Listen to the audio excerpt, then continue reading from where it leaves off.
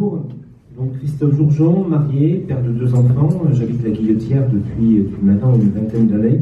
Donc la 3e circonscription, c'est un territoire que je connais et que je vis au quotidien. Si je suis candidat, cette candidature, c'est d'abord ma première candidature à une élection législative. Et si je suis candidat à cette élection législative, c'est parce que je veux porter un renouveau politique dans cette circonscription.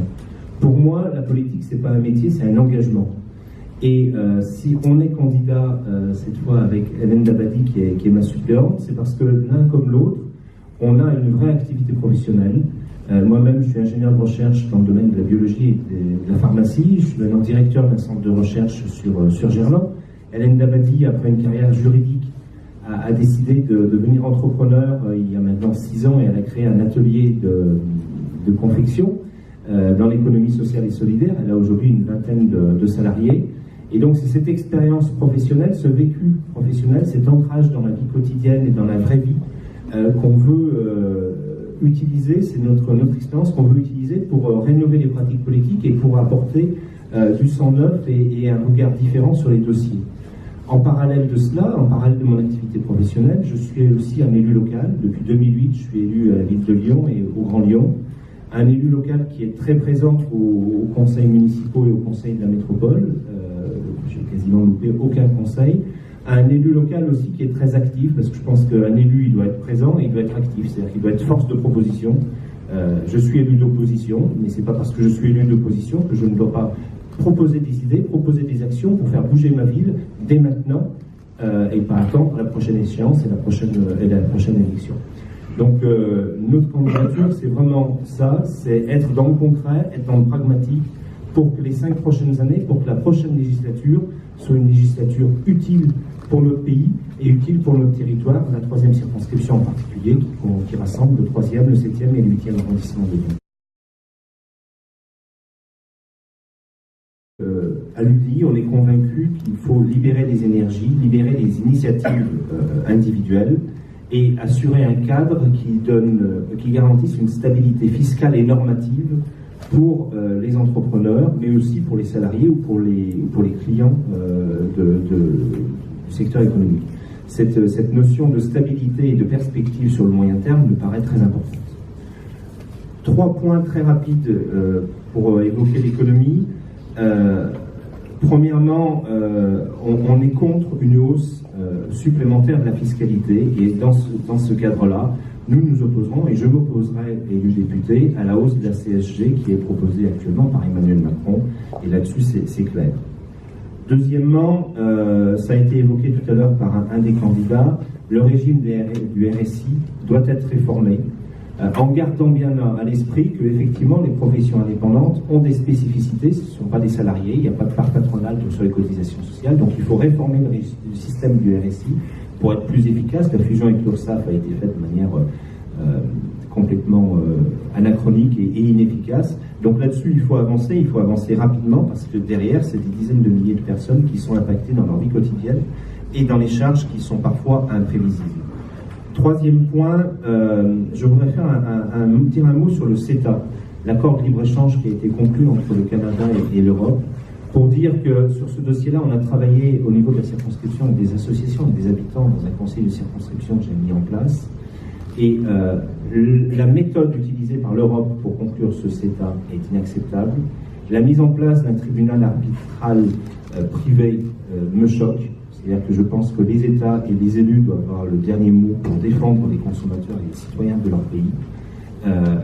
En même temps, je suis pour l'économie internationale et pour les échanges commerciaux internationaux, mais pas sans règles communes, pas dans une vision ultralibérale des choses. Et donc là-dessus, sur le CETA, il y a profondément des choses à revoir et à rediscuter. Ils font un travail remarquable dans des conditions qui sont loin d'être faciles et donc je souhaite leur rendre hommage. Au-delà de ça, je pense que ce thème-là, moins que d'autres encore, ne doit pas succomber au populisme et je suis complètement en opposition avec les propos de M. Dulac sur ériger des lignes Maginot autour de la France pour se protéger du terrorisme. On n'a qu'à voir les événements récents à Manchester L'Angleterre n'est pas dans l'espace Schengen, c'est une île, elle a un contrôle à ses frontières qui est très important et ça n'a pas empêché malheureusement le drame il y a 15 jours à Manchester, donc c'est pas la solution. Et aujourd'hui, à 15 Deux choses, je vous remercie de ne pas m'interrompre. Deux choses, je voudrais d'abord parler de la défense nationale, parce que ça fait partie aussi de la sécurité. Et là-dessus, l'UDI, on souhaite augmenter la part du budget pour la défense nationale, pour le porter à 2% du PIB, pour avoir la capacité de moderniser nos armées et aussi d'améliorer la condition de vie de nos militaires, puisqu'il faut quand même voir que 50% des militaires sont à un niveau de rémunération du SMIC pour une disponibilité qui est quasiment de 24 heures sur 24. Pour revenir plus à la sécurité intérieure, pour moi, on marche sur deux pieds, c'est sécurité et justice, et c'est pas l'un sans l'autre, et inversement. Donc effectivement, il faut renforcer et remettre en place une police de proximité avec des effectifs accrus. Il faut aussi en parallèle renforcer les effectifs des magistrats parce que la justice est sous-équipée en termes de personnel et en termes de moyens. Et donc il faut bien aller des deux côtés à la fois pour effectivement avoir une tolérance zéro sur les infractions et sur les délits. Juste deux choses, c'est qu'entre 2016 et 2015, la délinquance a augmenté de 11% en France, ce qui est quand même très important. Et en forme de clin d'œil, même si c'est loin d'être anecdotique, hier soir, je tenais une réunion privée dans le 8e arrondissement, et en sortant de la réunion à 23h, j'ai eu la surprise de voir que le vélo que j'avais accroché à un arceau devant l'immeuble s'était volatilisé dans la nuit. Donc après ce débat, j'ai rapporté plainte au commissariat du 8e arrondissement. Donc l'insécurité, c'est quelque chose de concret.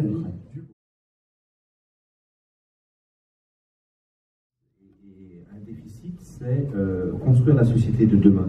La santé, c'est le bien-être, c'est aussi 1 million d'emplois, donc c'est aussi une richesse économique pour notre pays. Et il ne faut pas voir uniquement la santé par les dépenses et les déficits qui est à gérer, mais ce n'est pas le seul critère.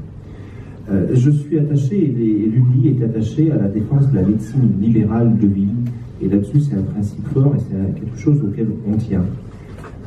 Au-delà de ça, je pense qu'il faut alléger la charge administrative des médecins et plus généralement des professionnels de santé, qu'ils soient médecins de ville ou médecins hospitaliers ou professionnels de santé hospitaliers. Et il y a certaines études qui ont été faites où on dit que 20% du temps d'un professionnel de santé, c'est sur des tâches administratives. Moi, je considère qu'un médecin et une infirmière, ils ont plus de valeur ajoutée à soigner à faire de l'administration, et donc ça c'est un vrai enjeu. Il ne faut pas leur rajouter des tâches administratives, il faut essayer de faciliter leur vie. Développer les maisons de santé, bien évidemment, parce que l'enjeu c'est de faire un continuum entre médecins de ville et médecins médecine hospitalière. Et dernier point, je pense aussi que l'évolution du système de santé, il doit se faire avec les professionnels de santé et en écoutant aussi ce qu'ils ont à dire et comment ils voient la réorganisation de nos services. Je citerai l'exemple du centre des Grands Brûlés, qui est au cœur de la 3e circonscription, l'hôpital Saint-Luc-Saint-Joseph, qui, je devrais dire, était, puisque depuis le 15 mai, il y a eu fusion des deux centres de Grands Brûlés lyonnais, celui des HCL et celui de Saint-Luc-Saint-Joseph. Et là-dessus, aussi bien Jean-Louis Touraine que Nora Vera, vous avez été impliqués dans cette décision. Aujourd'hui, on constate que cette décision qui a été construite sur des enjeux financiers aboutit à moins d'efficacité. J'espère que c'est uniquement à court terme. Je donne un exemple, c'est que le nouveau centre est moins fonctionnel, il est à Édouard Herriot actuellement, mais par exemple, tout ce qui est chirurgie réparatrice, et pour des Grands Brûlés, c'est un point important, est resté à Saint-Luc-Saint-Joseph ou à la Croix-Rousse. Donc vous voyez bien qu'en termes d'efficacité, de réactivité et aussi de coût, la nouvelle organisation n'est pas pertinente, et donc là-dessus il faut écouter les professionnels de santé, parce que j'ai rencontré les professionnels de santé de Saint-Joseph et ça fait des mois, des années qu'ils disent qu'effectivement regrouper c'est bien, mais à condition d'y mettre les moyens et de s'organiser correctement. Merci. Et ça fait des mois et des années qu'ils alertent sur le fait que l'organisation proposée n'est pas pertinente. Merci.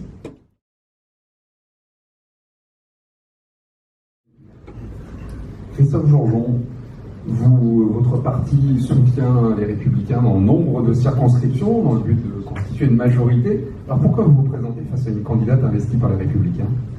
Parce qu'on a des différences de valeurs et de méthodes de travail, parce que je suis attaché à cette circonscription où je vis avec ma famille, que je connais depuis 20 ans, et que j'ai envie de faire bouger les choses et être efficace et utile pour ce territoire. et parce que je pense que c'est important aussi d'avoir des élus à l'Assemblée nationale qui soient ancrés dans une vie professionnelle pour apporter du réalisme et du concret à l'Assemblée nationale.